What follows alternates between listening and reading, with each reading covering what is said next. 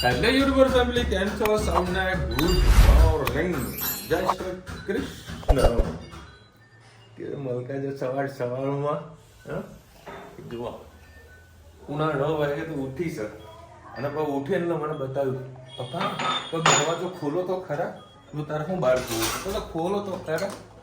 ખોલ્યો એટલે પડદો લગાવ્યો ને, કેવો લગાવ્યો તે લગાવ્યો.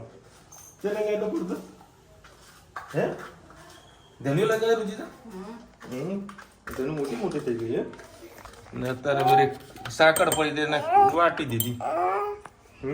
અને આવતીકાલે છે મંગળવાર અને 11 અને ભાવેશનો જન્મદિવસ છે. તો વિશ you many many many many happy return of the day. બધા હેપી બર્થડે લખજો. આ લોકો પાર્ટી સાર્ટી કરવા માટે ક્યાંક જશે, પરંતુ હું જઈશ. અહીંયા આગળ મારા એક મિત્ર દર સાલ એક આયોજન કરે છે, આખું શ્રાવણ મહિનો ના આવે ફરાળીનું આખું આયોજન કરે છે શ્રી રામદેવ વાળો, બરાબર. ત્યાં આગળ જઈશ. બધી ડિફરન્ટ વેરાયટીઓ બનાવે છે લોકો, ત્યાં આગળ કંઈક વેરાયટી કંઈક માણીશું. રુચિતાના કાલા વળી શાંતિ રાત્રે ભાવ કદાચ બર્થડેનું કોઈ મતલબ હોટલમાં જવાનું કોઈ સેટિંગ ના પણ થાય, કારણ કે અત્યારે હોટલમાં ક્યાંક છે. ફોન આવે ને અદરવાઇઝ તો પછી રામદેવ જિંદાબાદ. હવે પહેલાં ફિક્સ હતું રામદેવમાં, કારણ કે મારે તો જવું જ પડશે. કારણ કે આ લોકો કદાચ પીઝા ખાવા જાય કે પછી બીજું કંઈક ખાવા જાય, મારે ખાવાનું નહીં. રજત કાંઈ એકટાણું કરી નાખવું, એ એકટાણું થાય એવું નહીં. અને હવે જો ઓફિસનો હવે રૂમાલ મસ્ત કાળો અંદાજ થઈ ગયો હતો, તો રૂચિતા ધોઈ નાખ્યા 2 રૂમાલ. બોલ ટિફિન પેક થઈ ગયું, પહેલાં સર નીકળીએ. Good morning. આજે આપણે બનાવીશું મગનું શાક. એના માટે મેં 2 પડી જેટલું તેલ લઈ લીધું. એમાં નાખીશું રાઈ તતડી જાય એટલે નાખીશું જીરું, હિંગ અને 4 કળી લસણ અને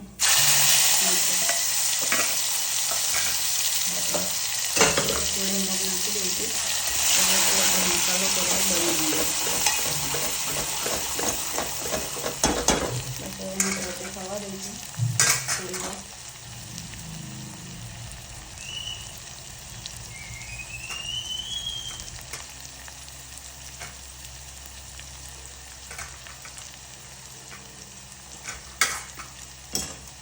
નાખીશું ટામેટા.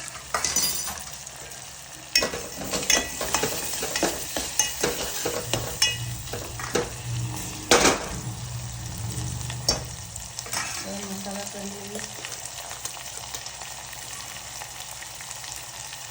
ચમચી લાવી નાખીશું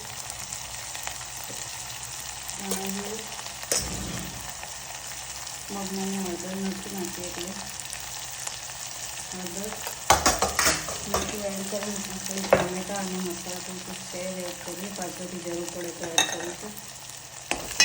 હલાવી લઈએ.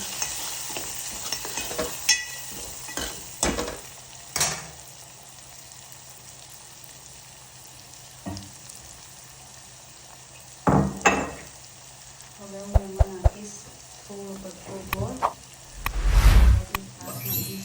કરીશું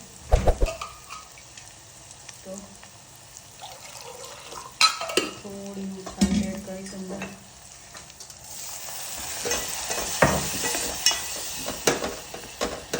તમને ના ખાવા ખાટા મીઠા તો લીંબુ પણ નાખી શકો છો, અને લીંબુ પણ ના નાખવું હોય તો આંબલી અને ગોળ નાખશો. સેમ બહાર મળતું હોય જે વરામાં તે ટેસ્ટી એવું શાક થશે. રસો ખૂબ જ જાડો થશે એનાથી. મસાલો ચડવા દઈશું.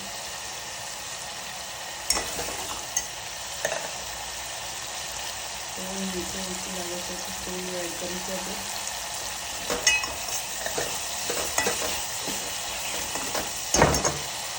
હવે જે આપણે મગ બાફ્યો તો 1 વાટકી જેટલા એડ કરીશું.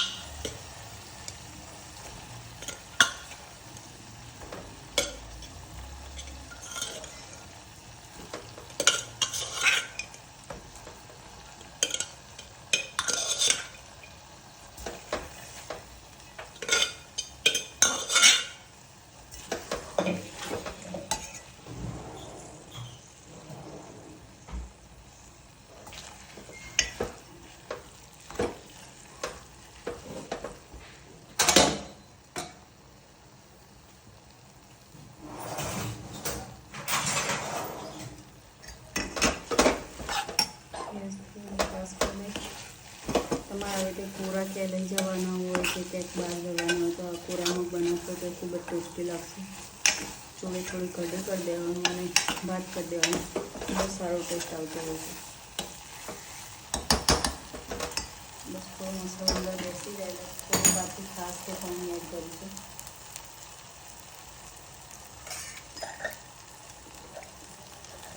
આપણે છાશ એડ કરીશું.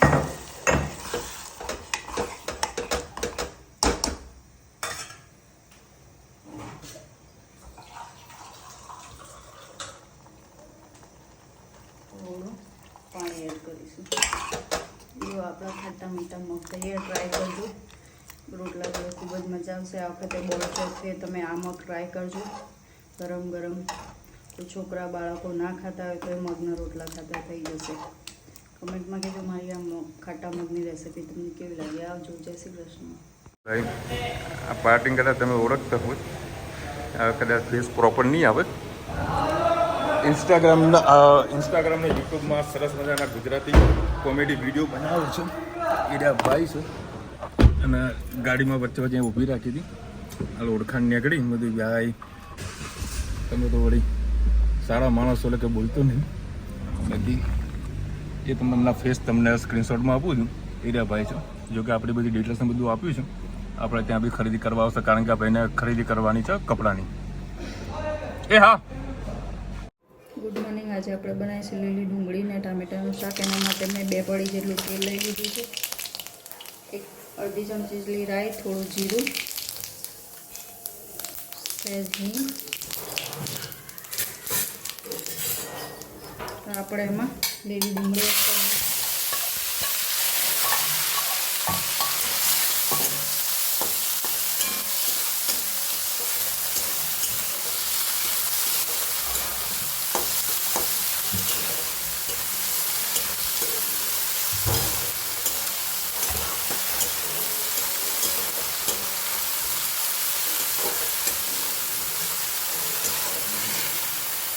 મીઠું એડ કરીશું.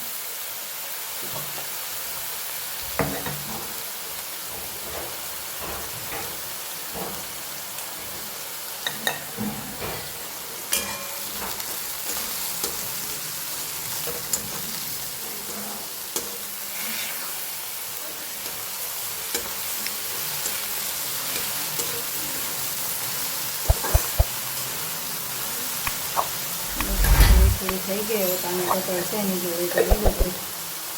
હવે આપણે એમાં એક લીલું મરચું કાપેલું અને ટામેટા એડ કરીશું. હવે આમાં આપણે બધા મસાલા કરી લઈએ. હળદર, લાલ મરચું, ધાણા જીરું, મીઠું તો આપણે પહેલેથી જ એડ કરી દીધું. મસ્ત મિક્સ કરી લઈએ.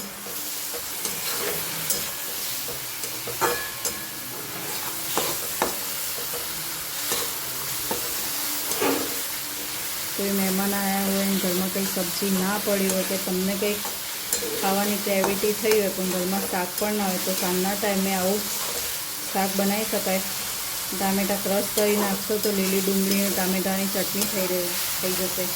આવું ગરમ સિઝનમાં, શિયાળા જેવી સિઝનમાં આવું રોટલા સાથે પણ મજા આવતી હોય છે શાક.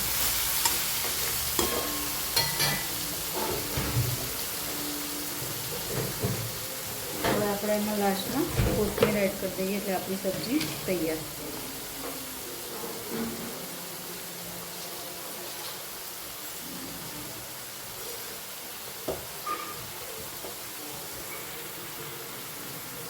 જો મસ્ત આપણી સબ્જી તૈયાર થઈ ગઈ. ટામેટાં ચડશે. તમારામાં ટામેટાની ખટાશ થોડી બેસાડવા માટે ચપટી ખાંડ જેવી નાખી શકો છો. ના ભાવતી હોય ગળ્યું શાક તો આવું ચટપટું તીખું પણ સારું લાગતું હોય છે. અને હું સવાવેલું ભાખરી સાથે ગરમ ગરમ સર્વ કરીશ. કમેન્ટમાં કહેજો આવી ઇન્સ્ટન્ટ તમને સબ્જી કેવી લાગી. આપજો. જય શ્રી કૃષ્ણ. ચલો ભાઈ 9:30 વાગ્યા છે. હાય રામ. ચમ આજે તારે નાની નાની ભાખરી આવી. નાની છે ને બહાર. કોની? ગાયની. અચ્છા આજે વળી ડિફરન્ટ શાક બનાવ્યું ડુંગળીનું. લીલી ડુંગળીના ટામેટા. સવાગરેલી ખીચડી. તમને જે કહેતો હતો ને ભાઈ કસ્ટમ ચગાડી હતી. સારું બસ એ આગળ બી તમને કીધું હતું જ્યાં દાડો મગ હોય ને તે મગની ખીચડી હોય દરેકના ઘરમાં હોય. અમારા ઘરમાં છે. મને ઓપ્શન મળી ગયો છે. હું તમને કહેતો હતો કે પેલા ગાડી જેમાં જે રસ્તા છે ભાઈ મૂકીને ગયા દેવ રાવલ હજુ મેં એમને ફોટા ભાઈને નાખેલા છે. હજુ મેં જોયું નથી કે એને રિપ્લાય આપ્યું કે નથી હતું. કારણ કે હું ગાડીમાં આરામ જ કરતો હતો. ગાડી આજે બીજા ભાઈને ચલાવવા લીધી. કારણ કે માથું 2 વખત આજે ચડ્યું છે બરોબર નહીં. મસ્ત જમે તો શાંતિથી સુઈ દઉં. માથાનું મારા કદાચ MRI કરાવવું જ પડશે એવું લાગી રહ્યું છે. હાલો એ તો ચલો જમવા જણો તારે ખરેખર હવે છે ને ટાઈમ કાઢીને MRI માટે ડૉક્ટરની એપોઇન્ટમેન્ટ લેવી પડશે. કારણ કે મહિનામાં 3 થી 4 વખત માથાનો દુખાવો થાય છે. હું તો ઓફિસમાં ઠંડુ પાણી તો હું બધું બંધ જ કરી દીધું છે. બાટલો જે આવે ને એ ભરીને રાખું એટલે 15-20 મિનિટ 25 મિનિટ જેવું થાય એટલે ત્યાંથી થોડું પાણી નોર્મલ થઈ જાય. પણ અમદાવાદ જે ટ્રાવેલિંગ થાય છે ને નારોલ ના તે બધી જગ્યાએ ટ્રાફિકમાં હેરાન થવાનું. જો કે હું તે અમદાવાદ બાઇક લઈને જ ફરું છું એટલે કાંઈ તકલીફ નથી પડતી. રિવરફ્રન્ટ પકડી લે એટલે વ્યવસ્થિત પ્રોપર પહોંચી જવાય છે. પછી પેલો કચરાને ઢાંકીમાં તમને એક વખત બતાવ્યો હતો ને એ જગ્યાએ મારે જવાનું થોડુંક વધારે થઈ ગયું. થોડો અવાજ પંપ ધીરો હા પણ ધીરો કર ને અવાજ આવશે એક ઉપર કરતા બસ. જિગીસાબેન લખે હે ધનવીને મોબાઈલની ટેવ ના પાડો ભાઈ. મોબાઈલ સારી વસ્તુ નથી. ઓ મેં કાંઈ નહીં પાડી લે બે જાય. મેં કાંઈ ટેવ નથી પાડી. આ લોકો રમવા તું રમી રહ્યા નથી તો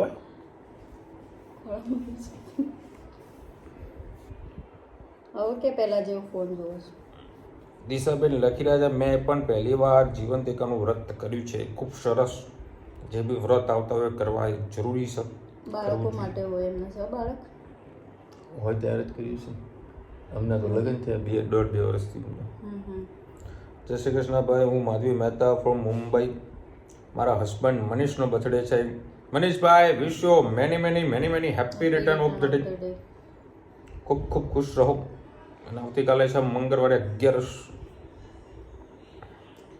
જય Shri Krishna. Radhe Radhe. Good morning. Cute ધનવીના હેર કેટલા સરસ આવી ગયા. એક નંબર હેરસ્ટાઈલ છે. ને પાછું બધું હેરસ્ટાઈલ બધું કરે ને પાછું પૂછો આવે પપ્પા હું કેવી લાગ્યું બધું સારી લાગે.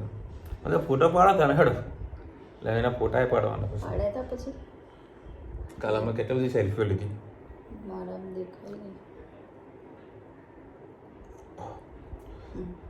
નૈના પણ લખે આજ લાબેને જોઈને આનંદ થયો. અમે ફેસ હંમેશા હસતો જ હોય છે એટલે મજા આવે. ધનવીબેન એવી જ છે બા જેવી. હાજી ઓલવેઝ હેપી રહેવાનું, ખુશ રહેવાનું. કૌશિક ઉપાધ્યાય લખી રહ્યા છે happy birthday papa my father Pradeepbhai. ભાઈ તો કાલે મેસેજ કરવો જોઈએ કે Pradeepbhai wish you many happy return of the day. ખૂબ ખૂબ ખુશ રહો, મોજ મસ્તી કરતા રહો. અરે ના બર્થડે છે એમનો હાલ આપણે લખીએ મનીષભાઈ અને આ પ્રદીપભાઈ. હા ભાઈ વિશાલભાઈ મોરના ઈંડા ચિતરવા ના પડે. રુચિતા રોટલા બનાવતી હતી ત્યારે માસી બનાવતી હતી તે જોતી એટલે આવડે છે. બનાવતી હતી એવું લખેલું છે. બનાવતા હતા. रसोई दीर्घाई में थोड़ा आगा पासा हो जाता है भाई. આવડતા ઘરમાં વડીલ હોય ને ત્યાં સુધી નાનાને ચિંતા ના હોય. હા રાઈટ. ધીરે ધીરે બધી વસ્તુ શીખવા મળી જાય. ચલો મળીશું નવા વિડીયો સાથે, નવા મોજ મસીને સાથે. ત્યાં સુધી અમને આપણો રજા. હિન્દ ભારત માતા કી જય. અને વિડીયો ગમે તો ફટાફટ લાઈક કરો, શેર કરો, સબસ્ક્રાઇબ કરવાનું ભૂલતા નહીં. રાધે રાધે. અને પાવર્સનો બર્થડે છે તો બધા હેપી બર્થડે લખવાનું ભૂલતા નહીં. જોઈએ છે કાલનું શું શેડ્યુલ સેટઅપ થાય છે. કાલે કોઈ સેલિબ્રેટ કંઈક કરીએ બર્થડે. હું વહેલો આવું. 10 તો વાગવાના જ છે.